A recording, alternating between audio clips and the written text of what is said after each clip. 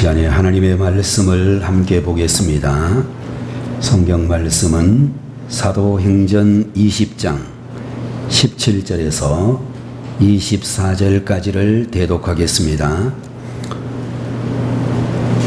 바울이 밀레도에서 사람을 에베소로 보내어 교회 장로들을 정하니 오매 그들에게 말하되 아시아에 들어온 첫날부터 지금까지 내가 항상 여러분 가운데서 어떻게 행하였는지를 여러분도 아는 바니 곧 모든 겸손과 눈물이며 유대인의 간계로 말미암아 당한 시험을 참고 주를 섬긴 것과 유익한 것은 무엇이든지 공중 앞에서나 각 집에서나 거리낌이 없이 여러분에게 전하여 가르치고 유대인과 헬라인들에게 하나님께 대한 회개와 우리 주 예수 그리스도께 대한 믿음을 증언한 것이라.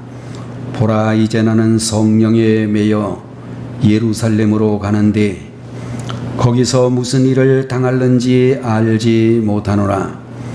오직 성령이 각 성에서 내게 증언하여 결박과 환난이 나를 기다린다 하시나 내가 달려갈 길과 주 예수께 받은 사명 곧 하나님의 은혜의 복음을 증언하는 일을 마치려 하면은 나의 생명조차 조금도 귀한 것으로 여기지 아니하노라.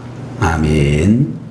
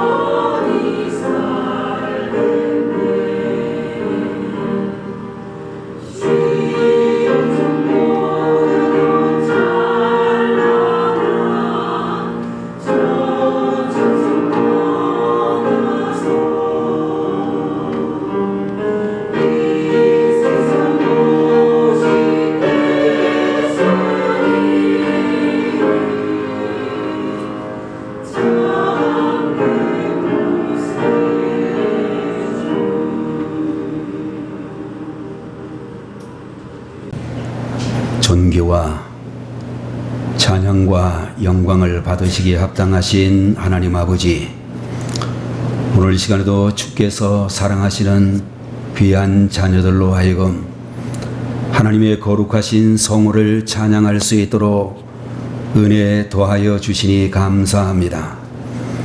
귀한 찬양을 통하여 하나님 나라가 이 땅에 세워지고 주님 나라가 더욱더 확장되어져 갈 수 있도록 은총을 더하여 주시옵소서.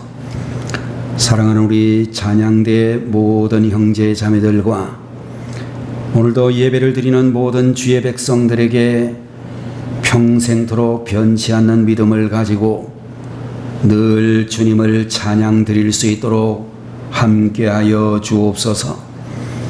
이 시간에는 주님의 말씀을 듣는 시간이 되었사오니 부족한 종을 주님께서 세워주심을 감사드립니다. 성령의 충만한 은혜 가운데서 주님께서 맡기신 귀한 말씀을 담대히 전할 수 있도록 큰 은혜를 주시옵소서.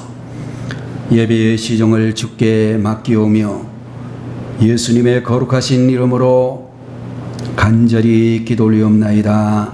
아멘. 오늘 시간에는 사도행전 제20장 17절에서 24절까지 있는 말씀을 가지고 하나님 마음에 드는 사람이라는 제목으로 하나님 말씀을 보도록 하겠습니다. 우리가 세상을 살아가면서 직장 생활을 할 때도 또 여러분들 우리가 정말로 나가서 사회 관계를 맺을 때도 내 마음에 드는 사람이 있는가 하면 내 마음에 전혀 들지 않는 그런 사람들도 수없이 만나고 관계를 맺으면서 살아갈 수밖에 없는 것이 우리 인생이다. 그렇게 생각을 할 수 있을 것입니다. 여러분들 성경을 보면서 우리 하나님의 마음에 꼭 들었던 사람은 누구였을까? 그런 생각을 해 본다면 아마 여러분과 저는 창세기에서 나오는 아브라함과 같은 그런 분이 하나님의 마음을 참으로 흡족하게 했던 사람이 아닐까? 그런 생각이 들기도 하고 37장 이후로부터 등장하고 있는 요셉과 같은 그런 인물이라든지 또 여러분들 우리가 구약 성경 사무엘서라든지 열왕기 또는 역대기 같은 성경에 나오는 다윗과 같은 분이야말로 하나님의 마음에 드는 사람이다. 그렇게 이야기할 수 있을 것입니다. 오늘 시간에 예배를 드리고 있는 우리 모든 성도님들이 하나님의 마음에 드는 사람, 하나님의 마음에 참으로 기쁨을 줄 수 있는 그런 주님의 종들이 되기를 바라면서 오늘 여러분과 제가 함께 보고 있는 사도행전 제20장에 나오고 있는 바울 선생님이야말로 하나님 마음에 꼭 드는 삶을 살았던 분이다.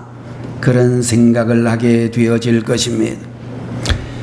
여러분들 오늘의 본문의 내용을 보게 되면 사도 바울 선생께서 3차 선교 여행 후에 예루살렘으로 돌아가게 되어졌는데 이제 예루살렘으로 돌아가면 곧 체포되실 것을 알고 있었으면서도 그냥 예루살렘으로 향하여 갔다라는 말씀이 기록이 되어져 있습니다.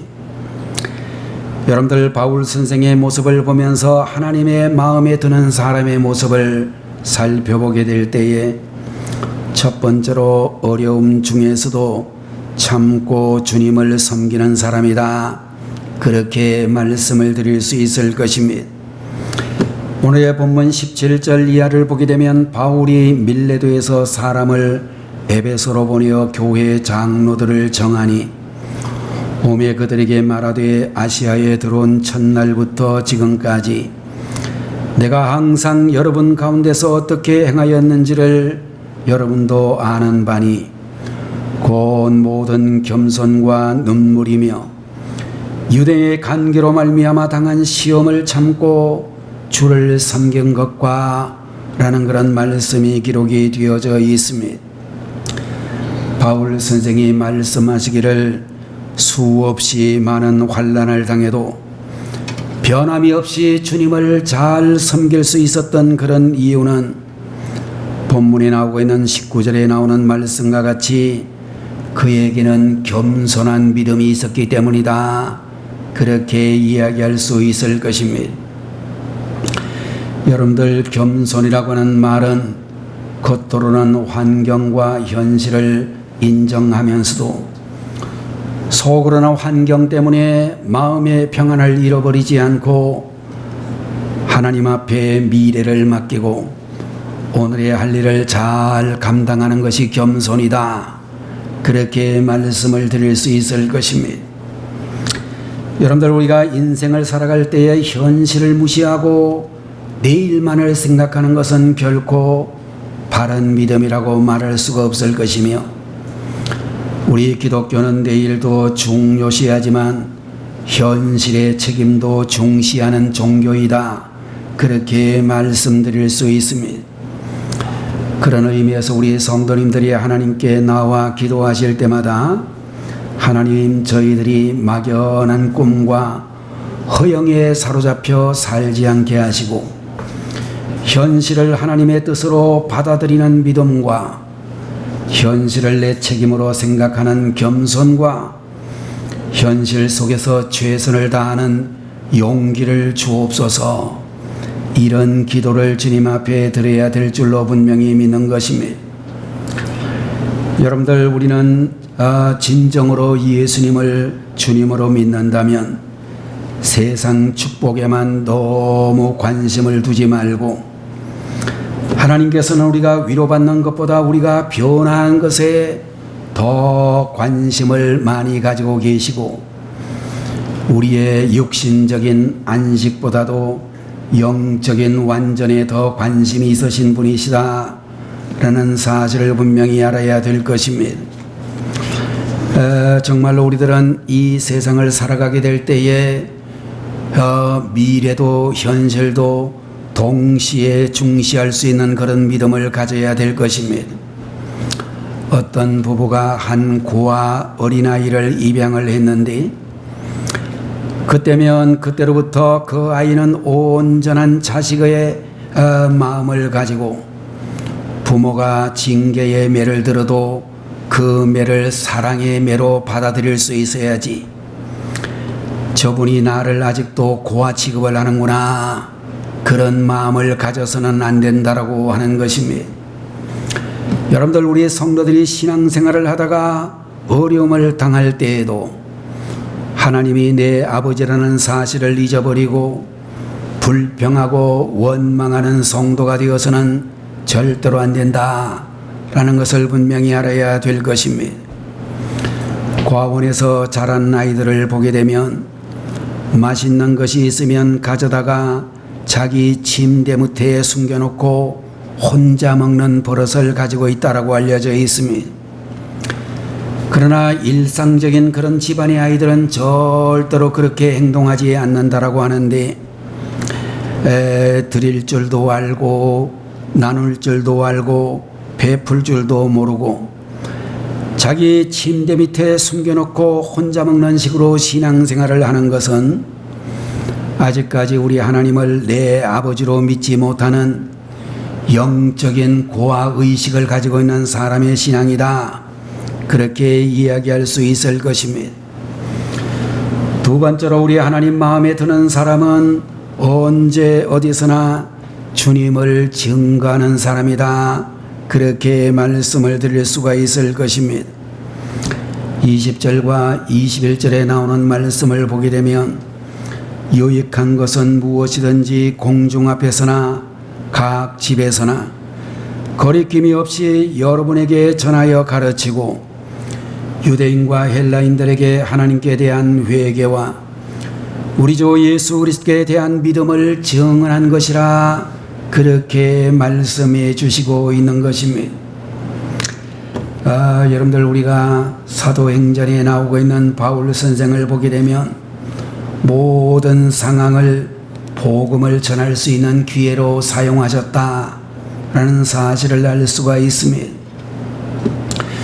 왜냐하면 복음 증거를 가장 그가 하나님께로부터 받은 소중한 일로 생각했기 때문이라고 하는 것입니다.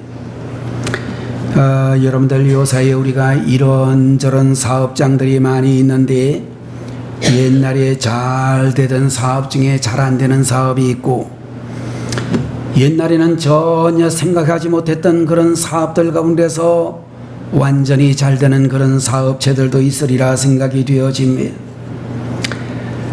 여러분들 요사이에 반도체라고 하는 그런 사업체나 또 여러분들 인터넷에 적용되고 있는 여러 가지 그런 사업체나 또 여러분들 우리가 영화와 같은 그런 사업체들이 사실상 부가가치가 대단히 높은 그런 일이라고 생각이 되어집니다.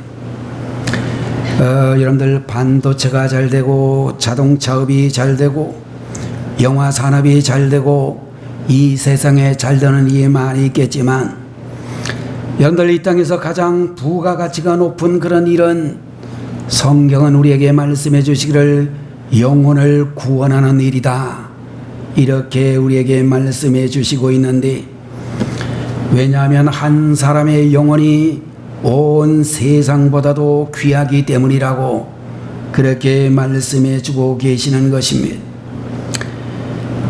어느 날 어떤 사람이 복음 전도자 무디 목사님을 찾아와서 질문하기를 목사님 성경 말씀이 잘 이해가 되지 않으면 어떻게 해야 됩니까? 라고 그렇게 질문을 했습니다. 그럴 때 무디 목사님께서 말씀하시기를 성경이 잘 이해되지 않으면 성경을 듣고 밖에 나가가지고 전도를 해 보십시오. 그리고 돌아와서 성경을 보게 되면 이해가 잘 되지 않던 구절들이 이해가 잘 될 것입니다. 그렇게 이야기를 했습니다. 여러분들 우리가 신앙생활을 하면서 믿음이 좋다, 믿음이 좋지 않다 그런 판정을 할 수 있는 근거는 건강하고 자녀가 잘 되고 돈이 많아지는 것이 아니라 영혼을 구원하는 일을 많이 하는 그런 일이야말로 우리가 영적으로 정말 건강하다는 것을 가르쳐주고 있는 것입니다. 세상에서 우리 남편이나 내가 하고 있는 이 사업이 잘 되기만을 원하고 영혼 구원의 사명을 외면해 버린다고 하면 오히려 축복은 점점 더 멀어질 수밖에 없다는 것을 분명히 깨달아야 될 것입니다. 여러분들 이 사이에는 우리가 러시아라고 그렇게 부르고 있고 얼마 전까지 하면서 소비에트 사회주의 연방공화국 간단하게 이야기하면 소련이라고 불렀던 그 나라 이 러시아의 역사를 살펴보게 되면 잘 믿을 때에는 나라가 엄청나게 강대해지게 되어졌고 공산화가 되기 전 러시아의 신자 비율은 자그만치 러시아 인구의 98%가 기독교인이었다. 그런 통계가 나와 있습니다. 그런데 러시아 정교회가 영혼 구원을 외면하고 어떤 색깔의 예복을 입어야 하는가, 어떤 방식으로 축도를 해야 되는가, 사소한 문제로 서로 싸우다가 결국 소수의 공산당에게 나라 전체를 빼앗겨버리고 말았습니다. 여러분들 우리 성도들이 영혼 구원을 외면하게 되면 세상에 짓밟히는 교회가 될 수도 있고 영혼 구원에 관심을 집중하게 되면 하나님이 그를 만민 중에 높여주신다라고 성경은 우리에게 말씀해 주시고 있는 것입니다. 여러분들 어떤 목사님께서 큰 대형 교회의 부목사님으로 그렇게 시무를 하고 있었습니다. 그 교회에서는 매주 20-30명씩 등록을 하기도 하고 어떤 때는 100명이 넘는 교인들이 한 주일에 등록을 하기도 하는 그런 교회여서 부교역자로 있었던 이 목사님은 한 영혼이 귀한 줄 잘 몰랐습니다. 그렇게 이야기를 하고 있습니다. 그러다가 이 목사님께서 미국으로 건너가서 미국의 한인들 사회 속에서 교회를 개척하게 되었습니다. 한 주일이 지나도 교인이 한 사람도 안 들어오고, 두 주일이 지나고 한 달이 지나고 몇 달이 지나도 교인이 한 사람도 안 들어오는데, 어느 날 교회 문이 열리면서 뭔가가 들어왔습니다. 반갑게 생각을 하고 이제 예배를 시작해야 되겠다고 일어났더니 사람이 들어온 게 아니라 강아지 한 마리가 들어왔는데, 강아지 한 마리가 들어온 것도 그렇게 감사했다는 그런 간증을 해주고 있습니다.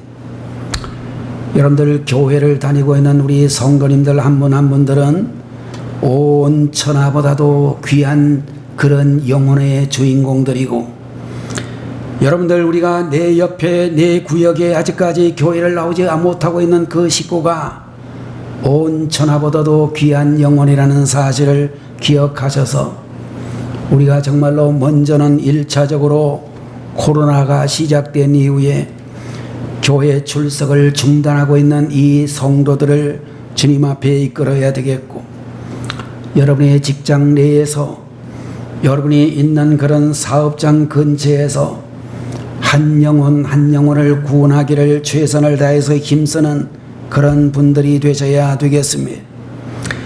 여러분들, 한 영혼이 교회로 들어오게 되면 하나님께서 가장 기뻐하실 것이며, 교회의 담임 목사님도 기뻐하시고 우리 성도님들 모두가 기쁘게 되어지고 영혼을 인도한 여러분 자신이 가장 기쁘게 될 것입니다.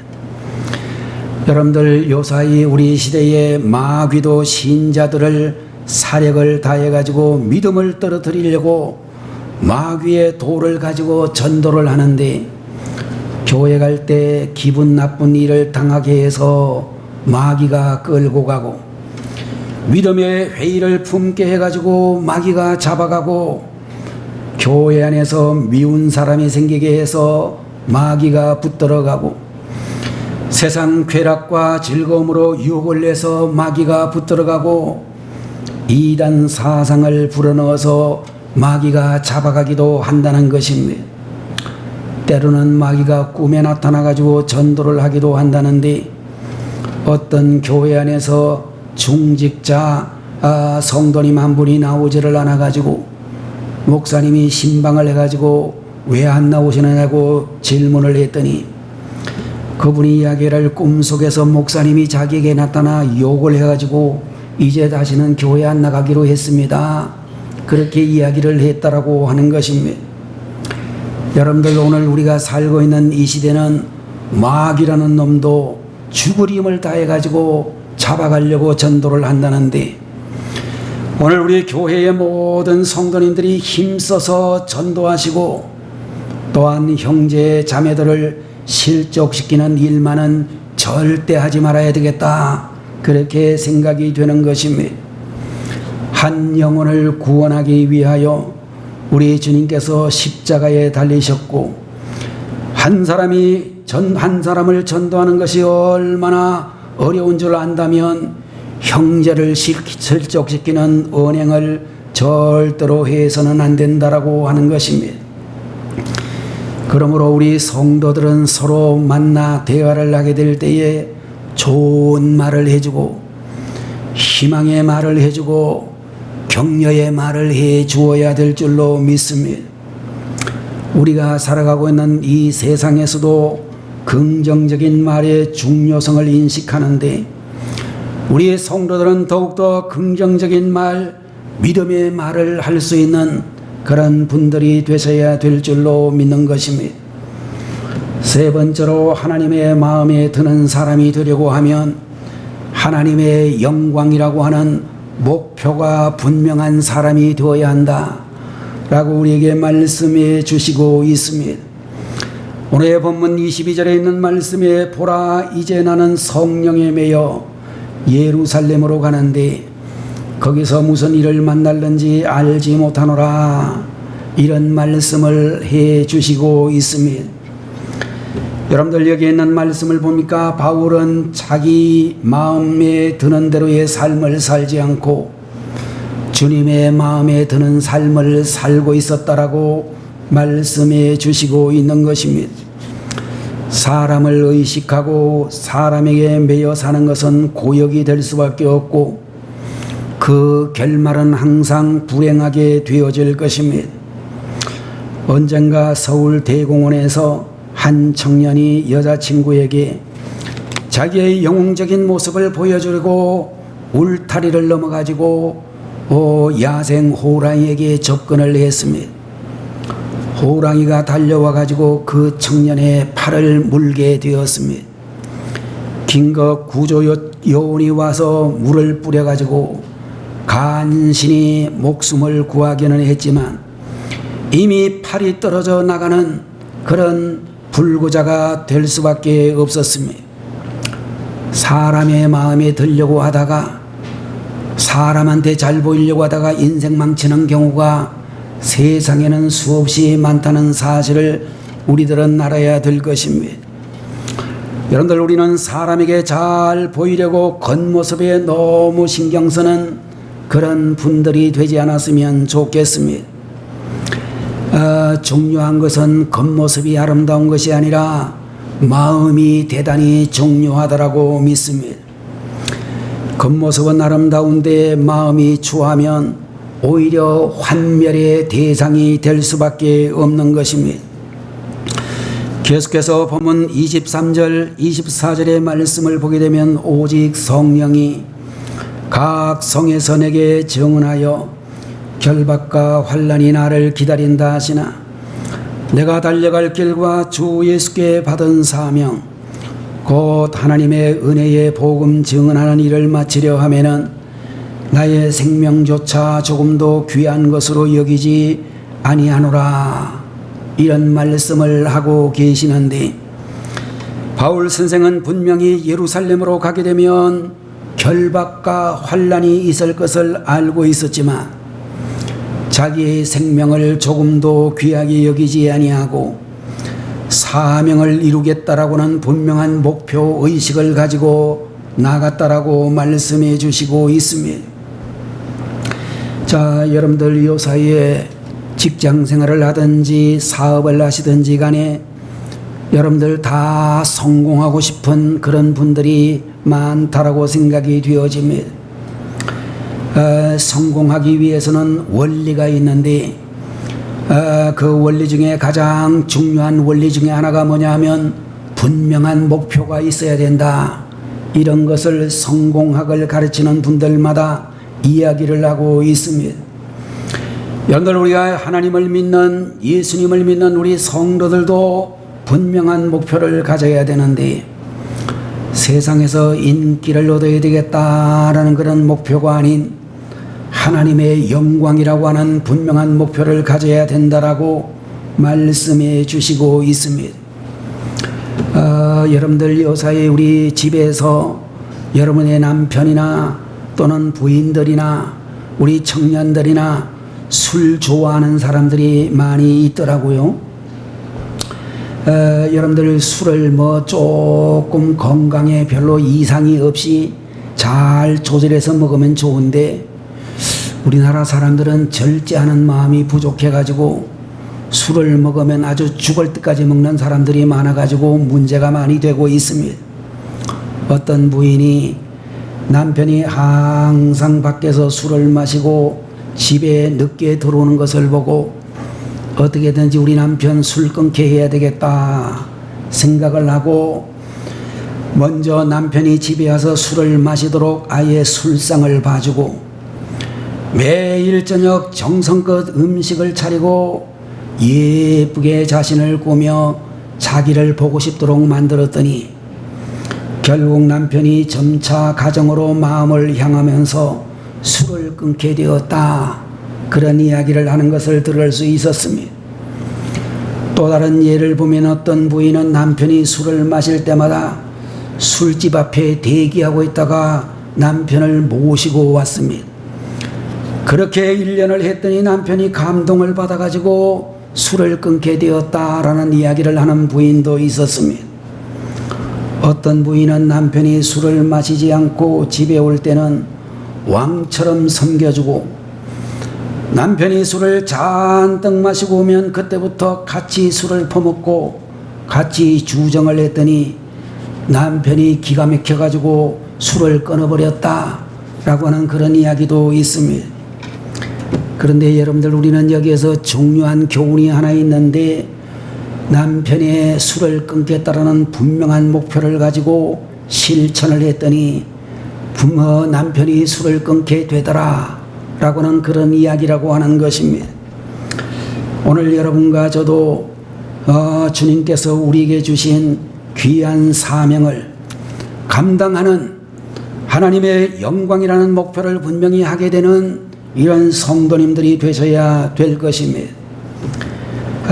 주후 999년 12월 31일에 당시에 예수님을 믿는 모든 동서양의 성도들은 예수님께서 천년이 되기 전에 세상에 오신다라는 그런 믿음을 가지고 공중 재림을 기대하고 12월 31일 밤에 로마의 시민들이 한 사람도 집에 있지 아니하고 아이들의 손까지 다 붙들고 광장과 길거리로 몰려들었고, 종말이 가까웠다는 사실은 결코 잊어서는 안 된다 라고 그렇게 말씀드릴 수 있을 것입니다. 다니엘서 12장 4절에 보면 많은 사람이 빨리 왕래하며 지식이 더하더라 라는 그런 예언의 말씀이 있는데, 여러분들, 요사이 우리가 살고 있는 이 시대를 보게 되면 속도의 시대이고 지식 팽창의 시대라고 이야기할 수 있을 것입니다. 여러분들, 우리가 잘 알고 있는 대로 여기에서 용산이나 서울역에서 고속열차 KTX를 타고 부산을 가게 되면 2시간 조금 지나가지고 우리는 부산에 도착을 하게 되어집니다. 지금부터 한 20년 전까지만 해도 상상할 수조차 없었던 그런 대단한 속도의 시대가 되어졌습니다. 제가 광명에서 대전 밑에 있는 세종까지 고속열차를 타봤더니 한 40분 정도 됐나 거기에 도착을 했더라고요. 정말로 속도가 얼마나 빠른지 무지무지하게 빠른 시대가 되어졌습니다. 여러분들, 요새 우리가 컴퓨터를 켜놓고 인터넷을 열어놓게 되게 되면 엄청난 세계의 수많은 소식들이, 수많은 지식들이 순식간에 오고 가는 그런 지식의 시대가 되어졌습니다. 여러분들, 지금은 미국이라는 나라가 세계의 경찰 국가를 자임하고 있는데, 그러다가 그것이 오만한 자세로 많은 사람들에게, 나라들에게 비춰져서 세계 곳곳에 반미 감정이 심해지고 미국의 몰락이 재촉되고 있는 시대가 되어지기도 했습니다. 여러분들, 미국이라는 나라가 무너지게 되면 세상은 좀 더 좋아지지 않을까 그런 생각하는 분들이 있을지 모르지만, 미국의 힘이 약화되면 강대국들이 전쟁을 일으키게 되고 그 피해는 세계 1차, 2차 세계대전과는 비교할 수 없을 정도로 큰 세계의 위기시대가 도래할 수 있다는 그런 걱정을 하는 분들도 대단히 많이 있습니다. 자, 여러분들, 우리가 종말의 징조보다도 더 무서운 것은 성도에게 사명감이 없고 성도들에게 균형 잡힌 신앙이 없다라고 하는 것이 되겠습니다. 어떤 성도들은 하늘만 쳐다보고 아무 일도 하지 않고 사는 이들도 있고, 반면에 어떤 사람은 땅만 바라보고 살면서 아무런 사명의식이 없는 상태에서 어떻게 하면 잘 먹고 잘 살까에만 관심이 있고, 어떻게 하면 하나님의 교회를 위해서, 하나님이 우리에게 주신 사명을 위해서 헌신할까에 대해서는 고민도 없고 실천도 없는 것이 굉장히 큰 문제라고 하는 것입니다. 19세기 미국의 제임스 켈버트라고는 감리교 선교사님이 계셨는데, 남태평양에 위치하고 있는 피지라고는 섬의 식인종들에게 선교를 하기 위해서 출발을 하려고 하는데, 배가 피지 제도에 도착하려고 하자 선장이 그에게 이렇게 이야기합니다. 선교사님, 저 야만인들에게 가면 가자마자 저 야만인들이 당신을 잡아먹을 것입니다. 지금이라도 포기하시고 돌아가시지요. 그렇게 이야기를 했더니 켈버트라고 하는 이 선교사님이 말씀하기를 저는 이곳에 오기 전에 이미 죽었습니다. 그렇게 말씀을 하시면서 죽음을 각오하고 피지에 상륙하여 선교를 했기 때문에 피지에서 79세까지 살면서 피지 선교의 아버지가 되었고, 이 피지라고 하는 곳은 지금은 지상 낙원이 되고 수많은 신혼부부들이 신혼여행을 가는 참으로 아름다운 그런 섬이 되었습니다. 자, 여러분들, 우리 성도님들, 내 삶은 주님의 것입니다 라는 그런 고백을 하면서 거룩한 목표를 향해서 달려갈 수 있는 성도님들이 되셔야 되겠습니다. 어려움 속에서도 참고 주님을 섬기는 사람, 언제 어디서나 주님을 증거하고 복음을 전하는 사람, 하나님의 영광이라는 목표가 분명한 사람이 되셔서 하나님의 마음을 얻으시고 하나님이 주시는 복을 받아 누리는 귀한 성도님들이 되시기를 축원합니다. 기도하겠습니다. 거룩하신 하나님 아버지, 오늘 이 시간에도 사도행전 제20장 17절에서 24절까지의 말씀을 통하여 하나님의 마음에 드는 사람으로 살았던 바울을 통하여 어떤 사람이 되어야 하는지를 깨닫게 하시니 감사합니다. 환난과 시련과 어려움 가운데서도 인내하며 늘 주님을 변함없이 섬기는 저희들이 다 되게 해주시고, 참으로 언제 어떤 곳에서나 항상 주님의 복음을 전하는 사람 되게 하시고, 하나님의 영광과 하나님께서 주신 사명을 가지고 하나님의 뜻을 이루는 데 최선을 다하는 성도들 한 사람 한 사람 되게 하셔서 하나님의 마음에 드는 성도, 하나님의 마음에 드는 교회, 하나님의 마음에 드는 우리 세계의 모든 주님의 교회들이 되게 하시옵소서. 예수님의 이름으로 간절히 기도 올리옵나이다. 아멘. 예, 다 같이 기도하겠습니다. 지금은 길이요 진리요 생명이 되시며 우리를 영죽을 주에서 구원하여 주신 우리 주 예수 그리스도의 무한하신 은혜와 하나님 아버지의 극진하신 그 사랑하심과 오늘도 저희들의 마음속에 오셔서 감동 감화해 주시는 성령님의 놀라우시는 정의, 하나님의 마음에 드는 사람이 될 것을 굳게 다짐하는 성도들 머리 위에 지금부터 영원 무궁토록 함께 계시기를 간절히 축원하옵나이다. 아멘.